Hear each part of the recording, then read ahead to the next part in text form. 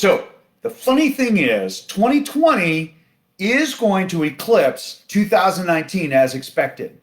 And in fact, it is hilarious that year over year to date, we're just 76 homes off from making 2020 a better market than 2019. And again, remember, we did not have COVID in 2019. And really, all things considered, that is amazing. So my name is George Moorhead with Bentley Properties. We're going to go over the marketing trends and where we see mortgage rates going, everything else so that you can do the best planning for the rest of 2020 and into 2021. It's hard to say that, 2021. It's really weird. Anyway, so make sure you subscribe. That's only if you want this information in real time. Make sure that you share it. So if you know of somebody that is looking at buying or selling, again, there's no strings attached.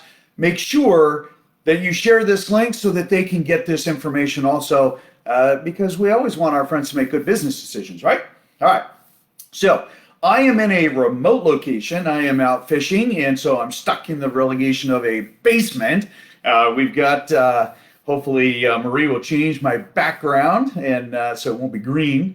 And let's go through our numbers. So when we talk about the actual number of active homes on market today, we're actually down 3.1%. And we'll be able to go through part of it. Marie will post this. I will be going right there down this line here, and then we're going to cross over here. And then we're going to talk a little bit about month over month or month over year, and to give you a little bit more perspective. All right. When we talk about active listings being down 3%, that's month over month. Remember, September was an amazing month. And in fact, July kind of started it where we had more sales than we had homes that sold, right? No, we had more sales than homes that were available. I knew I could get that right. Then in August, oh my gosh, we did it again. So September, you might remember, was our Cinderella story. We had a three-peat. And we had even more homes that sold than homes that were available for sale. Is October going to repeat that? It's a race. And we are like right in kind of the mix of things. The however is, when we take a look at new homes coming on market, that is we're actually down 5.1%. Not unexpected, right? Even though this is kind of our next best window, kind of minus that short window in the summer between July 4th and the end of August, but really our best market is end of February as we roll into mid-May. That gives us our best market. Now, we're kind of heading into that next longer best market, but here's the thing. People during this time of year tend to pull back a little bit, right? We got holidays going on, and we have a few other things that are going on. And so we're going to have a few less sellers saying, yes, I want to go on market. However, the buyers are out there, are incredibly aggressive. We're still seeing multiple offers. People are being smarter about their purchases because they're doing more of the things that they need to, as far as getting better financially approved, looking at better pricing so that they have more gap to escalate if they need to. Plus, they're also doing pre-inspections, and sellers are actually doing, pre-listing inspections to help the process, which, pros and cons to that, right? So when we talk about pendants are down 1.9% right now. Okay, so not a big deal, but here's the thing. Our solds month over month are actually up 1.4%. Okay, now when we translate that to year over year, so our inventory is still just shy of half, right? We're down 44% of the number of homes available for sale year over year. And then when we talk about active listings or new on market active listings, we're down 4.3%. Yeah, okay, so that's consistent with what we're seeing month over month. Pending sales, however, are up 5%. So we're seeing more homes sold year over year than we did last year, right? Okay, so we're up on our pendant sales. Here's the funny thing. Now, you might remember a couple of weeks ago, we were at 1.8, right? Our home sales were less than 2019 by 1.8%. And I said, don't be surprised in the next couple of weeks or by the end of October if we weren't at least even with the board. We're at 0.1% off. 0.1. I will let you know that is 76 homes throughout the Northwest MLS for 2020 year to date. That is staggering. I don't know if you guys truly understand it. It's a staggering number. Now, let's take a look at the same time period year over year, just October to October. So October 2019, October 2020. Okay, go look at that month year over year. Okay, so our actives naturally 44% down. New on market is up 29.3%. Here's the funny thing. Pending sales are 26.7% higher than it was this time last year. That's pretty crazy. You ready for this one? Sold, some number of homes sold are up 29.2%. That's almost 30%. That's a third. For October, that's crazy, which also explains why we're down to only 0.1% off of what we are year over year for number of homes sold. So the reality is, if we maintain this pace, which I fully expect, we are going to see more homes sold in 2020 with COVID than we did in 2019. Now, here's the thing. We talked about this. I'm going to see if I can get this up here right. Okay, so this, everything's in reverse. This is last year, right? And as you can see, the light green, the light green is the active. Dark green is what has sold, all right? And as you can see, we head down in October, November, December, and then January it starts picking back up. And when you look at this side, you can see that the number of actives, right? It's not up here, it's down here. The number of solds is higher. And if you take a look at our solds and we translate that straight across, you can see we've been doing better this year than we did last year. Now, when this comes in and we start seeing this bar over here, we're going to see the same thing. And that is what's going to be absolutely crazy. Because let's take a look at the last 7 days. Remember, this is residential only. I only look at residential. If you want condo information specific, just let me know. I'll fire off the condo video for you. But here, we're just looking at residential homes. Last 7 days, look at this. We have 1,299 new on market, meaning sellers in the last 7 days have said, I'm going on market, right? Then we come down here, look at the pendant. 2,185. We are outpacing the actives, the new that are coming on market. Then when we take a look at the solds, again, 1,681. Again, we are outpacing what we are doing as far as new inventory coming on.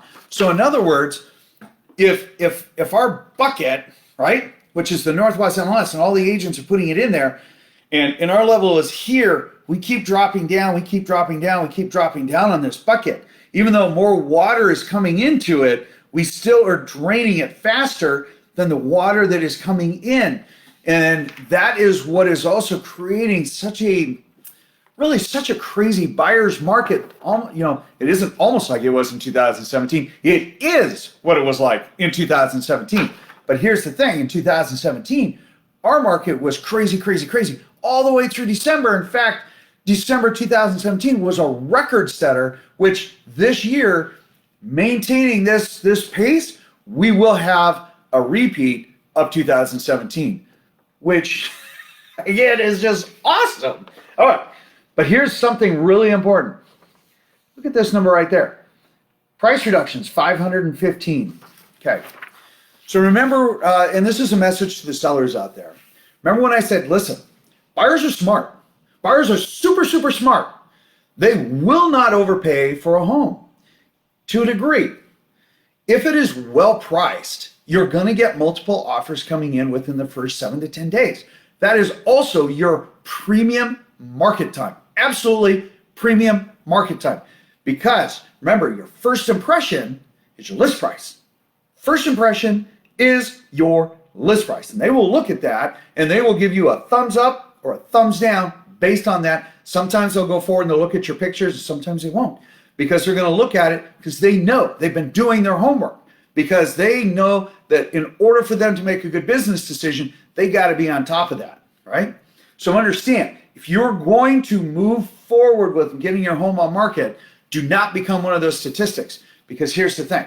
If you sell your home within the first 7 days, okay, you're going to get between 100 and 107% of list price statistically. If you miss that mark and you go out to 20 days, okay, you're only going to see 98, 96% of list price. If you miss that mark and you go out to 40 days, you're going to look at 92 to 93% of list price. So understand, time on market is directly proportional to sales price. So keep that in mind and don't be overly aggressive. It's not like it used to be where if you say, oh, you know what, I'm going to start high and excuse me, I'm going to start high and then I'm going to let a buyer just come in and make me an offer. Because guess what? Until you're beyond your 20 days, they're not doing it. Strangely enough, they will go out and they'll take a look at it, but they'll hold. You know, they say, well, yeah, they're interested, but, you know, they're going to hold. They're not making a different offer for the most part. So understand, maintaining a quality, provable list price and take out your sentimental equity. Okay, yes, I know you've lived in the home a long time. Yes, you've done some great improvements to your home. Yes, you've got lots of memories. Yes. We all think that. We all have, oh, my house is worth more. That is common. But let me tell you something. That's called sentimental equity and has a zero value. Make sure you're listening to that real estate professional. Make sure that you're not dealing with some agent that's trying to buy your listing, giving you some unrealistic value. Make sure that your numbers are solid, because I guarantee you, if you get it wrong, it costs you dollars. Tens of thousands of dollars for that mistake. Just keep that in mind. All right. Spoke with Dan Golden a little bit ago. Dan says hello, by the way. And he's saying that, George, our mortgage, our bonds are been improving. 10-year treasuries are going well. And I said, I know, we're starting to see a little bit of a recovery on bonds and treasury, which is what you guys want, because as the bonds improve and as the treasuries improve, the mortgage interest rates come down. So as the bonds value goes up, mortgage interest rates come down. Because today, owner-occupied financing is roughly about 3%. That is what we call par pricing, meaning no points. So if you're seeing some mortgage lender advertisement that says 2.5 or 2.75, understand you're buying that rate down. You're paying money to get that lower rate. So make sure that you keep that in mind. Non-owner occupied financing, this is for folks that are looking at buying an investment or another investment. Residential financing guidelines is 4 units or less. So a fourplex, a triplex, a duplex, and single family, or even a condo, right? That fits into that, what we would call residential non-owner occupied financing. It is a staggering 3.625. 3.625, that is, it's amazing. Anyway, so if you're looking at buying an investment property, truly it is still the penultimate time. Yes, inventory is low. So for those investors, you need to open yourself up to other options. Make sure that those folks that think that a foreclosure is like the thing, I gotta have a foreclosure. Look, we're one of the 5 sweet spots across the United States. Banks market homes at market value. Okay, they put lipstick on a pig. They do paint, carpet, vinyl, and they put it on at market value. And guess what? You bet your Red Ryder, it sells, because we have such a low inventory.